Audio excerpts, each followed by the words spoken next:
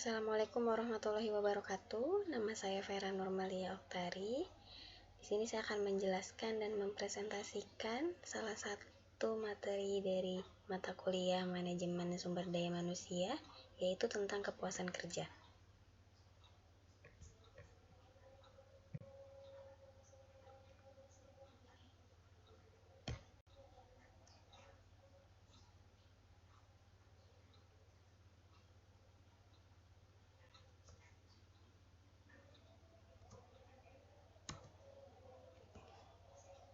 Yang pertama adalah pengertian dari kepuasan kerja. Setiap orang yang bekerja mengharapkan memperoleh kepuasan dari tempat dirinya bekerja.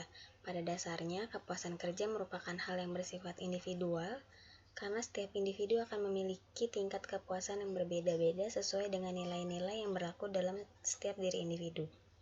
Semakin banyak aspek dalam pekerjaan yang sesuai dengan keinginan individu, maka semakin tinggi tingkat kepuasan yang dirasakan. Oleh karena itu, kepuasan kerja adalah perasaan senang atau perasaan puas, atau kepuasan individu atas pekerjaan atau hasil pekerjaan yang dilakukan. Hasil tersebut dapat berupa gaji yang diterima, promosi jabatan, hubungan baik dengan lingkungan pekerjaan, dan sebagainya.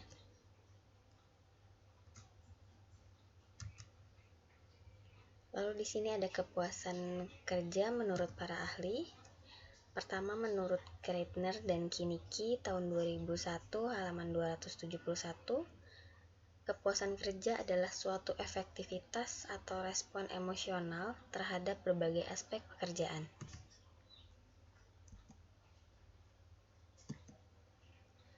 Lalu kedua ada menurut Davis dan Newstrom tahun 1985 halaman 105, mendeskripsikan kepuasan kerja adalah seperangkat perasaan pegawai tentang menyenangkan atau tidaknya pekerjaan mereka. Lalu ada menurut Robbins tahun 2003 halaman 78, kepuasan kerja adalah sikap umum terhadap pekerjaan seseorang yang menunjukkan perbedaan antara jumlah penghargaan yang diterima pekerja dan jumlah yang mereka yakini seharusnya mereka terima. Berikutnya ada tentang teori-teori kepuasan kerja. Yaitu di sini ada two factor theory dan value theory. Untuk two factor theory, teori ini menganjurkan bahwa kepuasan dan ketidakpuasan merupakan bagian dari dua kelompok variabel yang berbeda, yaitu motivator dan hygiene factor. Ketidakpuasan dihubungkan dengan kondisi di sekitar pekerjaan, seperti kondisi kerja, upah, keamanan, kualitas pengawasan, dan hubungan dengan orang lain, dan bukan dengan pekerjaan itu tersendiri. Lalu untuk value theory, menurut teori ini kepuasan kerja terjadi pada tingkatan di mana hasil pekerjaan diterima individu seperti yang diharapkan. Semakin banyak orang yang menerima hasil akan semakin puas, dan begitu juga sebaliknya. Kunci menuju kepuasan pada teori ini adalah perbedaan antara aspek pekerjaan yang dimiliki dengan yang diinginkan seseorang. Semakin besar perbedaan, maka semakin rendah kepuasan seseorang.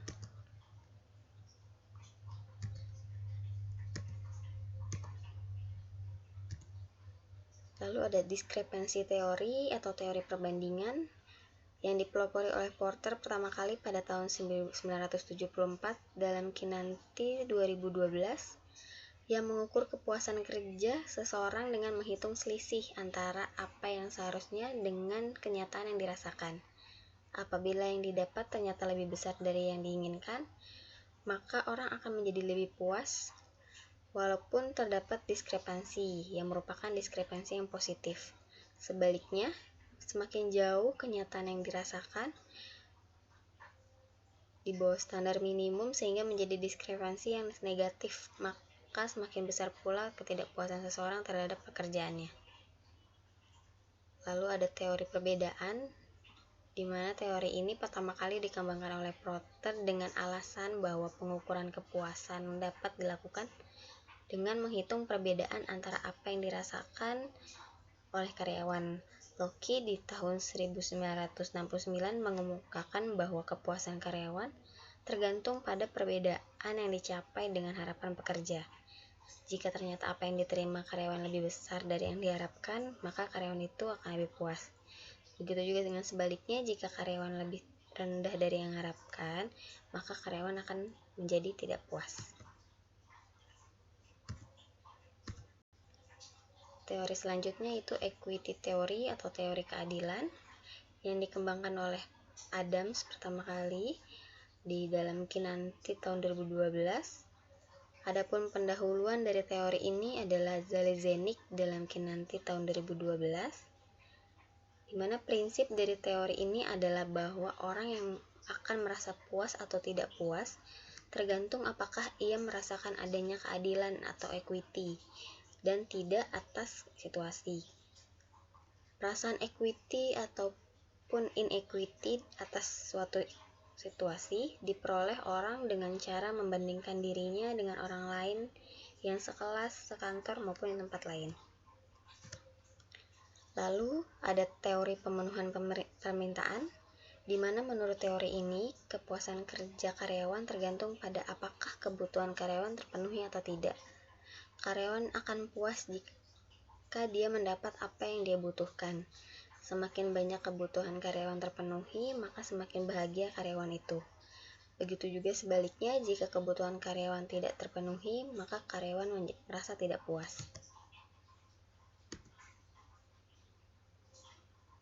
Selanjutnya adalah manfaat kepuasan kerja, yaitu antara lain pertama menimbulkan peningkatan kebahagiaan hidup karyawan, lalu peningkatan produktivitas dan prestasi kerja, pengurangan biaya melalui perbaikan sikap dan tingkah laku karyawan, meningkatkan gairah dan semangat kerja, mengurangi tingkat absensi, lalu mengurangi labor turnover atau perputaran tenaga kerja, mengurangi tingkat kecelakaan kerja, mengurangi keselamatan kerja, meningkatkan motivasi kerja, menimbulkan kematangan psikologis, lalu menimbulkan sikap positif terhadap pekerjaannya.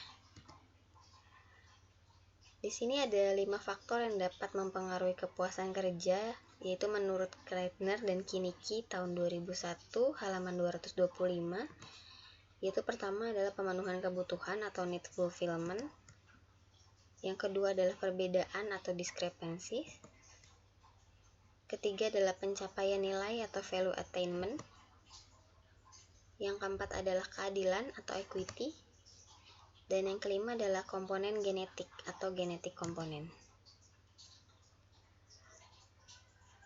Lalu selanjutnya yaitu faktor penentu kepuasan kerja. Pertama itu adalah pekerjaan itu sendiri, lalu gaji atau upah, kemudian promosi, teman sekerja, hubungan dengan atasan, dan yang terakhir adalah kondisi lingkungan kerja.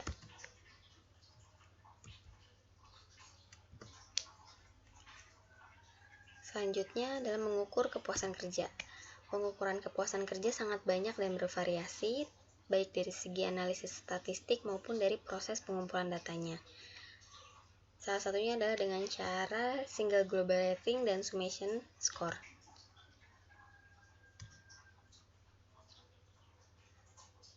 Berikutnya adalah sumber-sumber kepuasan kerja. Menurut Lockheed dalam Landy 1999, survei kepuasan kerja telah mengidentifikasikan sumber-sumber yang mempengaruhi kepuasan kerja.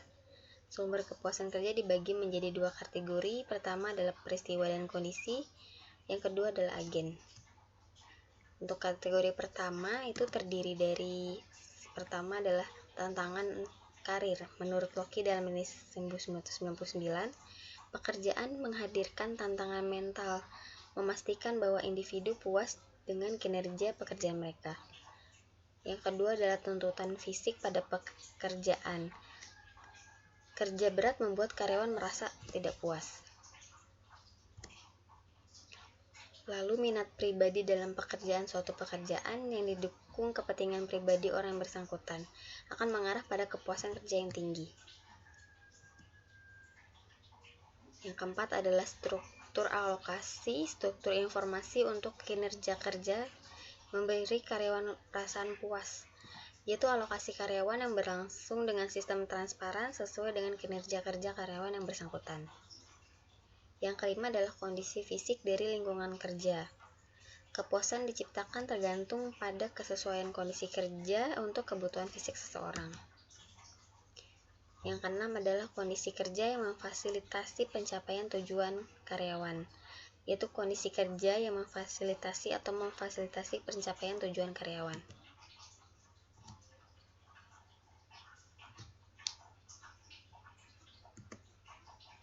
Lalu untuk kategori kedua yang berupa sarana itu terdiri dari pertama adalah self atau karyawan sebagai individu.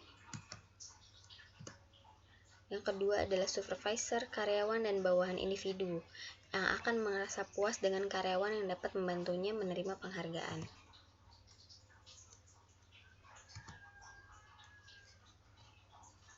Yang ketiga adalah institusi atau manajemen individu akan puas dengan institusi yang kebijakan dan prosedurnya dirancang untuk memungkinkan individu untuk memenangkan hadiah yang sepadan dengan hasil yang dicapai atau tugas pekerjaan yang dipercayakan kepadanya.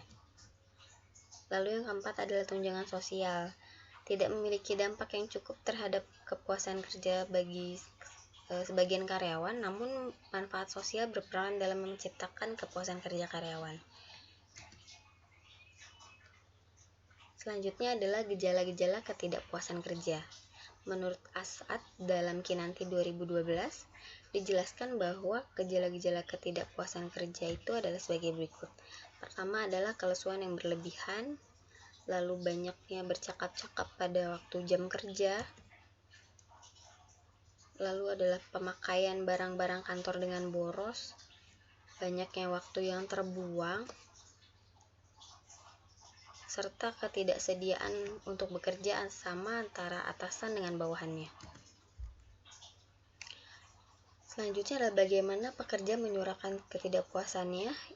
Pertama adalah dengan keluar atau berperilaku dengan keluar dari pekerjaan atau organisasi tempat ia bekerja. Yang kedua adalah dengan bersuara atau aktif dan berusaha membangun, memperbaiki dan meningkatkan kondisi. Lalu ketiga adalah dengan kesetiaan atau dengan pasif menunggu meningkatnya kondisi. Dan yang terakhir adalah dengan tidak peduli, yaitu membiarkan kondisi terus memburuk. Selanjutnya, pengaruh ketidakpuasan kerja dalam kinerja karyawan. Pertama adalah pengaruh kepuasan dengan produktivitas. Karyawan yang puas tidak selalu lebih produktif, dan produktivitas karyawan lebih tinggi di organisasi yang memiliki lebih banyak karyawan yang puas. Yang kedua adalah pengaruh kepuasan dan ketidakhadiran, yaitu karyawan yang puas ketidakhadirannya akan cenderung sedikit. Ketiga adalah pengaruh kepuasan dan perputaran. Karyawan yang puas cenderung tidak cepat mengundurkan diri dari pekerjaannya, dan organisasi mengambil tindakan dengan tetap mempekerjakan karyawan yang kinerjanya bagus dan mengeluarkan karyawan yang kinerjanya buruk.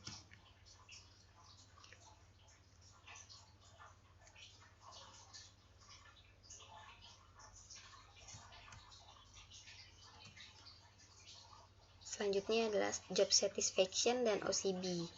Satisfaction dan Organizational Citizenship Behavior atau OCB adalah para karyawan yang puas, yang merasa diperlakukan secara adil, yang mempercayai organisasi tempat mereka bekerja, cenderung akan menerima apabila mereka ditugaskan untuk bekerja di atas rata-rata dengan harapan yang tinggi.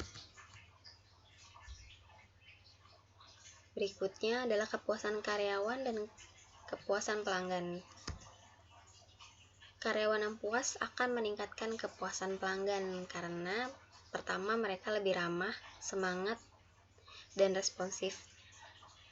Kedua adalah mereka cenderung lebih sedikit meminta rolling di tempat lain. Hal ini akan membangun hubungan jangka panjang dengan pelanggan. Dan yang ketiga, mereka itu lebih berpengalaman. Lalu pelanggan yang tidak puas akan mempengaruhi kepuasan para karyawan.